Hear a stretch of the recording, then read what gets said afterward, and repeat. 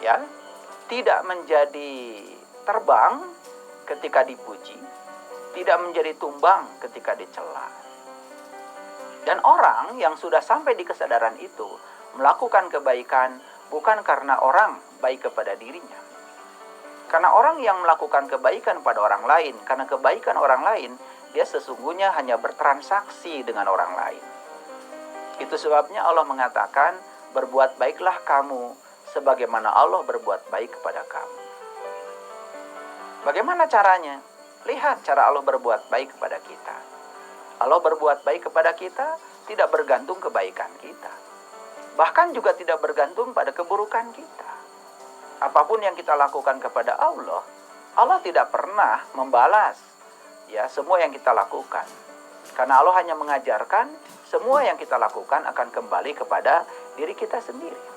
Tapi Allah memberikan kebaikan, memberikan cinta kepada kita tanpa syarat. Kita baik kepada Allah, Allah tetap baik kepada kita. Bahkan kita tidak baik kepada Allah, Allah tetap baik kepada kita. Wa ahsin kama ahsanallahu ilaika. Berbuat baiklah kamu sebagaimana aku berbuat baik kepada kamu.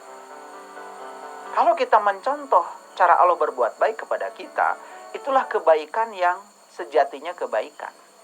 Maka setiap kebaikan tidak pernah menuntut kebaikan. Karena kalau kita melakukan kebaikan, menuntut kebaikan dari orang lain, tentu saja pada saat orang lain melakukan kebaikan kita baik. Dan pada saat orang lain tidak membalas kebaikan kita, kita pun berhenti melakukan kebaikan. Berarti sesungguhnya kita gagal menjadi kepanjangan tangan Allah untuk menyampaikan cinta kasih Allah. Itulah sebabnya kita sadari kalimat yang sering kita ucapkan. Bismillahirrahmanirrahim. Atas nama Allah yang Maha Pengasih dan Maha Penyayang. Kata yang digunakan adalah atas nama. Dan yang kedua, kata yang digunakan adalah Maha. Maha itu berarti tak tersentuh. Maha Pengasih, Maha Penyayang. Berarti kalau Maha, tentu saja tidak bergantung kepada apapun. Tidak menggunakan syarat apapun untuk mencintai siapapun. Orang baik kepada kita, kita tetap baik kepada dia. Orang lain tidak baik kepada kita, kita pun tetap baik kepada dia. Itulah mekanisme untuk menghasilkan berkah. Bagaimana caranya? Kalau kita ingin berkelimpahan rezeki, cuma dua caranya. Yang pertama, tentu saja kita harus bekerja. Karena uang tidak punya kaki, harus dijemput. Dan yang kedua, ya, ketika kita sudah mendapatkan yang kita inginkan, tentu saja itu bukan hak kita semua. Tunaikan kewajiban kita untuk berbagi. Pada saat itu kita lakukan, percayalah sama saya, keberkahan yang berlimpah akan datang kepada kita. Itulah yang dikatakan dalam Al-Quran. Wa may yattaqillaha yaj'al lahu makhraja wa yarzuqhu min haitsu la yahtasib. Kita akan mendapatkan rezeki dari arah yang kita tidak pernah menyangkanya. Itu sebabnya kalau kita melakukan kebaikan kepada seseorang dan kita menyangka orang itu akan membalas kebaikan kepada kita, sekalipun kita mendapatkan kebaikan, hanya mendapatkan kebaikan dari orang itu. Berarti layah tasibnya tidak terjadi. Tapi kalau kita melakukan kebaikan kepada seseorang, kita membebaskan pikiran kita dari keinginan untuk dibalas dari orang itu, maka wa yarzuqhu min haitsu la yahtasib akan terjadi. Kita akan mendapatkan rezeki dari arah yang kita tidak pernah menyangkanya. Justru dari arah yang tidak disangka, kita akan mendapatkan yang jauh lebih banyak, jauh lebih berkah, jauh lebih besar. Itulah sesungguhnya rahasia keberlimpahan. Oleh karena itu, para sahabatku, jangan berhenti berbuat baik. Jangan berhenti memberi. Karena memberi itu keuntungannya luar biasa. Pertama, memberikan berkah kepada yang diberi. Yang kedua, memberikan berkah kepada yang memberi. Itu sebabnya kebahagiaan yang dicapai pun luar biasa. Bahkan bisa jadi yang memberi jauh merasa berkelimpahan bahagianya dibandingkan dengan yang diberi. Orang yang sudah kecanduan memberi, maka setiap saat yang dia ingin lakukan adalah memberi. Karena memberi adalah nikmatnya luar biasa. Oleh karena itu biasakan memberi, biasakan berbagi. Lepaskan keinginan kita untuk mendapatkan balasan dari orang yang diberi. Belajar berterima kasih pada mereka yang mau diberi.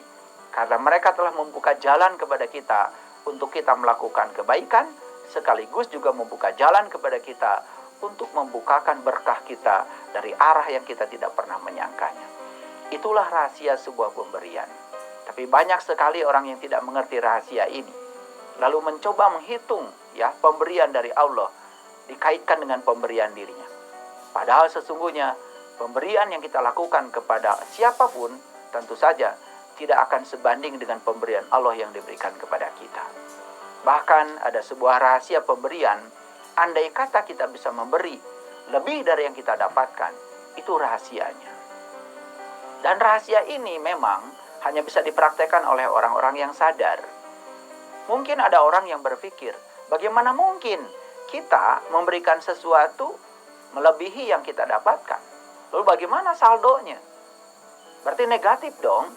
Kalau kita berpikir matematika, tentu saja kita ada berada dalam pikiran kita, ego kita, diri kita yang palsu.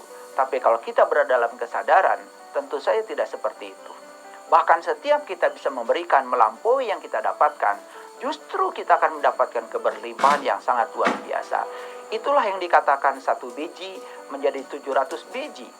Jadi bukan dikalikan secara matematika. Karena dalam tradisi Arab, angka 7 itu berarti tak terbatas. Angka 7 itu berarti tak terhingga. Artinya kita memberikan yang berhingga, lalu diubah yang berhingga menjadi tak berhingga. Makanya pembaginya cuma 1, adalah angka 0. Mari kita lihat matematika yang lain. Kalau 1 dibagi 2, tentu saja hasilnya adalah setengah. Kalau 1 dibagi 4, hasilnya 1/4. Kalau 1 dibagi 5, hasilnya 0,2. Kalau 1 dibagi 10, hasilnya 0,1. Semakin besar pembagi, semakin kecil hasil bagi. Semakin banyak muatan-muatan yang melekat pada sebuah pemberian, maka yang kita dapat pun semakin kecil. Itulah sesungguhnya matematika itu mengajarkan kepada kita untuk berkesadaran. Oleh karena itu, para sahabatku, jangan takut ketika kita memberi. Karena setiap pemberian, di samping akan kembali kepada diri kita, maka pemberian pun akan mendapatkan berkah yang sangat luar biasa. Mari kita terus berbagi, karena orang yang sudah bisa menemukan berkah dalam dirinya, berarti dia sudah menemukan tujuan hidupnya. Dan orang yang bisa membagikan berkah kepada orang lain, berarti dia sudah menemukan arti hidup.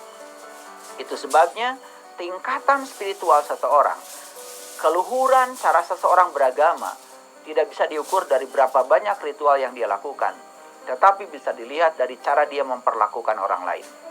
Kalau dia sudah bisa merasa sebelum terasa, bahkan ketika orang lain susah, sebelum berbicara kesusahannya, dia sudah bisa menangkap kesusahan orang lain, dan dia kemudian tergerak untuk memberi dan membebaskan kesusahan orang lain. Itulah orang-orang yang sudah berkesadaran tinggi. Inilah tingkatan tinggi dari agama, yaitu akhlak. Oleh karena itu, para leluhur kita yang mengajarkan beberapa pelajaran yang sangat luhur. Yang pertama, mengajarkan kepada kita nulung kanu butuh. Yang kedua, mengajarkan kita nalang kanu susah. Ini menjadi sebuah patron yang sangat luar biasa. Nulung kanu butuh berarti kita menjadi kepanjangan tangan Allah untuk bisa menolong orang-orang yang butuh keahlian kita. Dan nalang kanu susah berarti kita menjadi kepanjangan tangan Allah untuk membebaskan orang-orang lain yang menderita karena kesusahannya. 2 saja kita lakukan, nulung kanu butuh, nalang kanu susah. Ini sudah sesuatu yang sangat luar biasa. Agama itu bukan untuk dihafal. Pengetahuan itu bukan untuk dikoleksi, tetapi untuk dilakukan, untuk dipraktekkan. Tentu saja, semua yang saya sampaikan baru tingkatan berbicara kebaikan. Dan di atas ini ada tingkatan yang lebih tinggi lagi, melakukan kebaikan. Saya ingin mengajak kepada kita semua, stop berbicara kebaikan. Mari kita lakukan kebaikan. Semua orang tahu kalau memberi itu baik.